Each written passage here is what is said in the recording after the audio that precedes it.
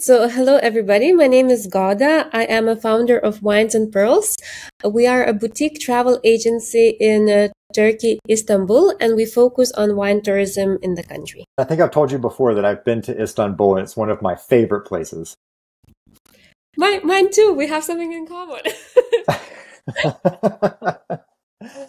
Best food ever. It's way up there on the list of really high quality, like Mediterranean inspired food. I mean, amazing place. So I know we're going to talk more about, I'm sure, food and what guests can do with you and your guides on tour. But let's talk about first you. Let's get your personal story. Where did you grow up? What's your background? What's your story that got you to where you are today running your company? Well, that's a great question. So I'm not Turkish. I'm actually from Lithuania, and I was traveling around. I was actually moving around. I lived in Canada, in the States, in the Netherlands for a bit. And I think so. This is where my passion starts already for traveling and for exploring new cultures. I was actually working for a Dutch startup, also in travel industry, for close to 7 years, and this is where I built most of my professional experience. And when I moved to Istanbul, that's around 5 years ago, I was looking, not immediately, but I was like, started to look for something that would feed my passion, but also would give me purpose. And this is how I somehow discovered that Turkish wines are really high quality, but nobody really knows about them, including myself. So I started just tasting, and at some point it just came together that why not try and do a wine-focused travel company. And this is how it all began. What was it like growing up in Lithuania? Well, so I was born in the 1988, which meant that we were just like gaining our independency. So there was like a lot of, like the country was being newly built, basically. And when it comes to like gourmet experiences, we were not really a thing. But actually, when it comes also to travelers, I remember I was growing up in the city center with my parents, and we used to just, my mom would take us for a walk, like through the main streets. And I remember, like, when I think of my earliest childhood memories is this like huge tourist bus, and I remember these people getting out of it. I don't know where we were from, obviously, right now, but they were smiling. They had such a positive energy, and they were so. I guess we were children. I was with my brother, so they were like so. I don't know, nice to us and so happy. And I remember it really made a big impression on me. Um, yeah, but those were the first years of us as an independent country. So I guess like we really saw in my childhood, I saw a lot of transformation from this kind of I don't know, country with quite a lot of like I don't know, limited, let's say, possibilities, and then our growth and how we became like part of the global world, so to speak. So I guess that was pretty cool as a young person to experience. Interesting that you had an exposure with tourists and seeing them on tour buses. And I love what you say about people looking happy and everything, because it's true, because, travel brings out the best in people. It's such a great way for people to relax, but also step outside of their comfort zone and actually be happy and excited to explore new things. So that's really cool that you had that experience as a kid, and that's probably influenced what you're doing now. Yeah, what I wanted to say, I think it's also not only for people who travel, but actually, I think that this particular example really gives an idea that also the exposure to people who travel can really affect and inspire. So, yeah, I think it's pretty impactful. Tell us about the journey of starting your company in Turkey. And what was that process like? And tell us more about the business that you created. Yes. So I would be lying if I would tell you that I was very like strategic, or even that was like somehow a long process to get to starting a company. I am, I guess, quite impulsive. So basically, long story short, I was working for this Dutch travel startup that I mentioned, and I worked here for 7 years, including the pandemics. And during that time, the company really needed to make, I think, quite hard decisions, and they chose to optimize and automate a lot of processes, which definitely I think was smart for their business, but not so great for like this inspirational and motivating environment. So I decided to leave them, but I didn't really know what's next for me. So I tried a few things, this and there.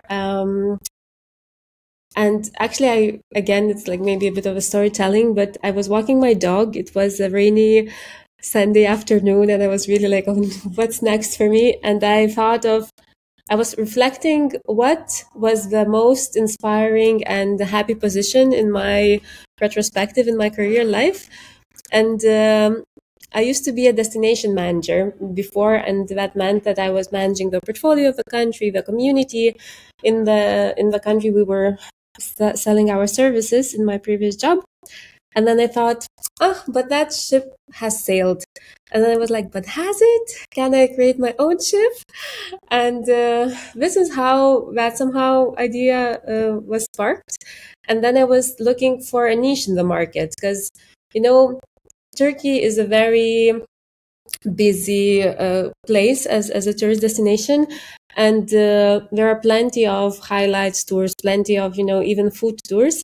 But I wanted to, first be different, but also to bring more colors and more to introduce maybe this part of Turkey that is not so accessible for many.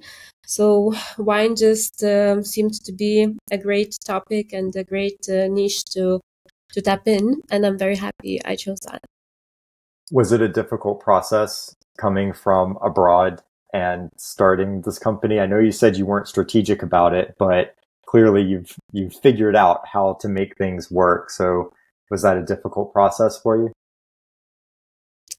Yes and no, because I think that what really helped me, I already had quite a good personal network, including some people who worked in travel sector, and I'm so grateful. Really, they opened so many doors to me, and they, like in Turkey, I think there is really this sense of community is really strong. So they really introduce you to everyone and then these people really like it continues. So in that way, it's quite easy to get to know relevant people in the sector. I think that what was difficult was to convince actually people, especially more on the sales side, let's say hotels or other companies, to work together, because I'm focusing on wine. And I think that in Turkey, a lot of times people like to do what's already proven. So they know that highlights tours work, and they were like, basically a lot of people told me that wine tourism will not fly in Turkey. So I think that was quite, I don't know. I didn't really take that pushback very seriously, but definitely there was some. And I don't want to even get started on the legal part and all the bureaucracy, because that's something else. But I had great people like lawyers and great team that helped me. So, yeah. So tell us more about the actual things that you're doing with guests. Like, what's the range of possibilities that people have when they come to Turkey and they want to travel with you? Mm-hmm. Well, so we are doing private tours, and what is beautiful about this is that we can really adjust to whatever customers need. We are really focused, as I said, on wine tourism. So we have wine tastings in Istanbul, but as well we go to the wine country that's only like 2 hours drive from Istanbul. So we have tastings there. One of our most beautiful experiences that I really love is wine sailing picnic. So we have like this sailing boat, and people they have a live jazz musician.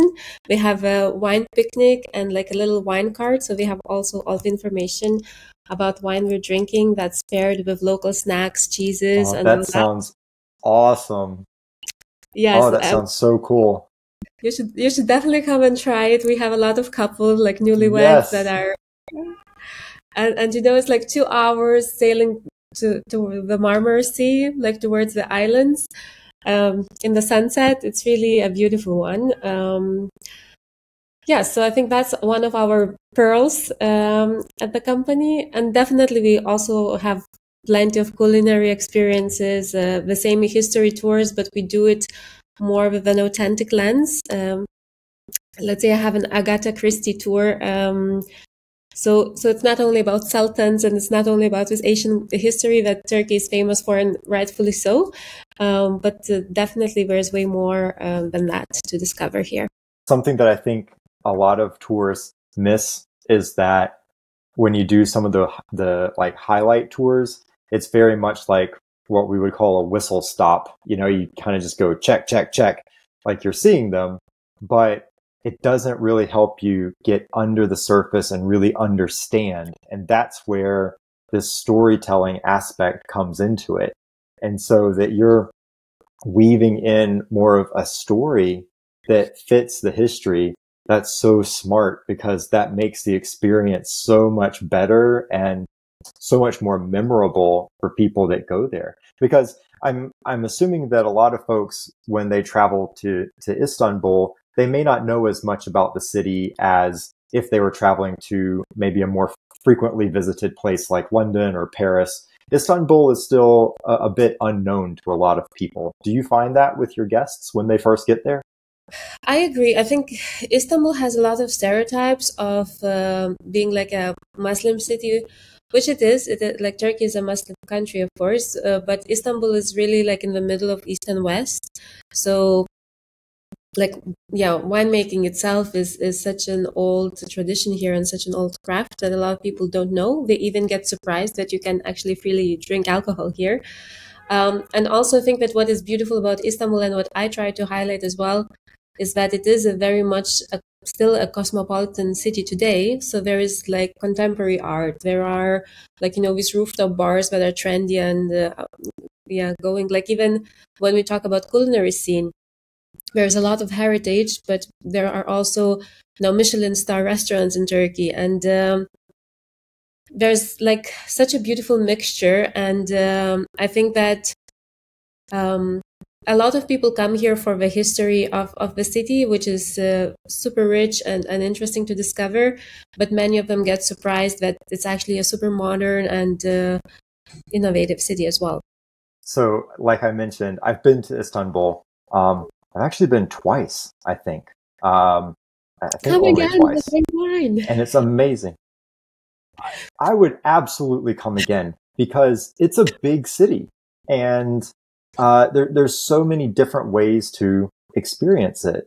And what you just said really resonates with my own memory that when I went there for the first time, I didn't really know much about it. And as a result, I guess I had kind of low expectations. And then when I arrived, that's when you really see, wow, this place has so much to offer. I mean, the food was amazing. The landmarks are just mind blowing. I mean, the architecture is just incredible. And because it is on the border of East and West, you've got so many different types of landscapes that you see, not only natural, but with the architecture as well. And I think the thing that really I remember the most was how kind people were. It was a very easy place to just walk around and explore. And so I always felt very comfortable there. So I hear what you're saying that some people may have, the wrong stereotype in their mind of what Turkey would be like. My experience was that people were extremely friendly and were happy to see travelers coming in. If I was to come back, I would definitely come on a tour like what you have, because I feel like when I was there before, I had that initial like, wow, this is really cool. And I loved my experience there. But the way to elevate that experience is to do something more kind of authentic, or something a little bit more revealing of more of the cuisine, more of the culture, and see the city from a perspective other than just walking around. So that's why I love like what you're doing. It's such a unique way for people to experience this city, which is already amazing, and then you're taking it to the next level. Well, thank you so much for saying that. And I think I second what you say about Turkish hospitality. It's really, people here are very gentle, actually, very polite, and very welcoming. Indeed, like even like the portions of food and all that is just like reflected in their culture. So yes, definitely it's a lovely place to explore. And about bringing the unique side of it, I'm very lucky because my team really loves Turkey as well. So I have intentionally gathered people who want to share, you know, the stories, who deeply love Turkish culture and history. So I'm very blessed with the team that I have, and I think that it reflects also in how our customers experience Istanbul and Turkey. Tell me more about the folks that are working with you. Yeah, so, well, I have a mix. I have great professional licensed guides that work with me, but they have like different focus. So I have people who live and breathe history. You know, they are these like nerds, and these people are great for travelers who are interested in the history of Istanbul, you know, on this like Roman Empire past and all that. But I also have really dedicated foodies who discover all the new restaurants in town and who are the first to call me and say, you know, this is open. You have to include this in your tour. So really, really passionate people. And when it comes to wines, I work with professional sommeliers. I have two special experts that I work most of the time with. So one is Andrea Lemieux. She's American, but she has been living in Turkey for more than a decade now, and she has written a book about Turkish wines. The book is called The Essential Guides to Turkish Wines. But she's really like a to-go person who knows all the winemakers personally, and she's guiding my my tours for wines. And another girl is Lisa, and she is actually originally from Ukraine, but the same story, has lived here for many years, and she is even a judge in the international wine competitions.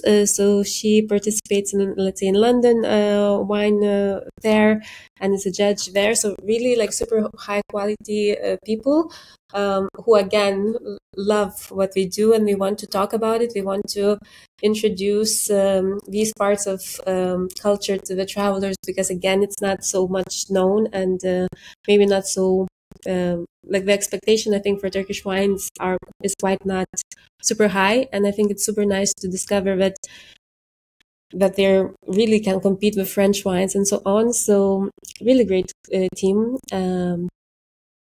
Super happy with them. I love that you're talking about how high quality the wines are, and it's reflected in your team as well, that they're such high quality experts on what they're doing. I mean, it's just, this is what makes these amazing experiences for guests. You know, when you've got the right experiences planned out, but the right people that are delivering them. I mean, that's the recipe. That's amazing.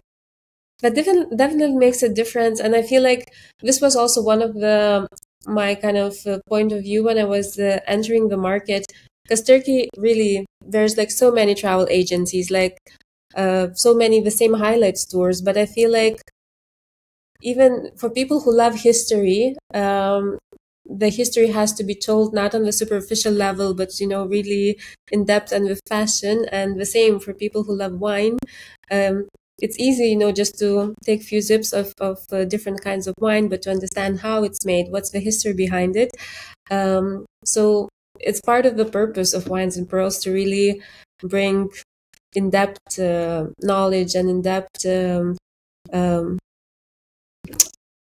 memories that people can really take with them when they leave. I'm just realizing now that, as you know, I've worked a lot with helping tour companies develop guest experiences and things like that, and processes. And we're always looking for analogies. And there's a clear analogy with wine and how it's developed and appreciated to how tour companies are developed and how they're experienced. So, you know, with the cultivation, the high amount of work that goes in over a long period of time to then enjoy something that is, you know, short-lived, but then very nuanced with lots of different layers to it and different experiences for different people. There's a lot of similarity there. I'm gonna have to unpack that a little bit more. There might be a good story we could come up with about that, relating creating businesses with cultivating wine. I bet we could come up with something. I love this. We should definitely think about it. The other thing that I would like to point out that I'm hearing here that's such a great opportunity for travelers is for people who are on Painted Circle. Many of us are interested in doing things kind of differently, get away from mass tourism and get away from just the ordinary things that you can do in any city around the world. And so it's so great that what you're doing is providing an alternative to people who don't want to go on the same wine tours in the same places that everybody else goes, that there's this place that you're helping people discover that they might not have known about, where they're going to have a really high quality, but also a very different experience. But they're still going to be able to enjoy these really high quality wines and foods, and to do it in a different place that's kind of away from the mass market offerings that people are more familiar with. It's a great opportunity. It totally is. Like on the wine field trips that we do when we go to vineyards, you actually have an opportunity to speak to the winemakers themselves, and they do show you the winemaking process. You get a chance to go to, the basement, see the barrels. Even we have opportunity to taste from the barrels directly, which I think that's quite unique. So that's definitely great. And I think that Wines and Pearls is really built around this idea of building a community. So it starts with our, closer circle as our guides and our wine people. Then it extends to wine producers and that circle. And it even reaches you, Painted Circle, because I think it's lovely that we have the relationship as a community within the travel space. And that is so important to maintain in this crazy and consumeristic world, to actually keep traveling being about experiencing and about connecting rather than consuming. So I think that is our joint goal here, and I have and you have in a different level. The last thing that I wanted to ask you about before we end is the name of your company. Wines and Pearls. So, wines stand for wineries and for the delicious, precious drink that we taste here on our tours. Pearls, I use it in 2 or even maybe 3 ways. So, one is our experiences. They are also really related with the sea itself. So we have sailing, we have yachting, we have Mediterranean Riviera that we also include in our portfolio. So I wanted something to reflect, and pearls seemed to be appropriate. But also I use pearls as hidden pearls, hidden pearls of a city, something that's very precious, undiscovered. And in every experience that we have, it's we really try to make Turkey shine as a pearl with unexpected tasting, like an unexpected sight that you might see. And as our tours are private and focus more, I wouldn't say luxurious segment, but definitely a bit more upscale, maybe middle class. Pearl also gives that a touch of luxury, I guess. So that's the name.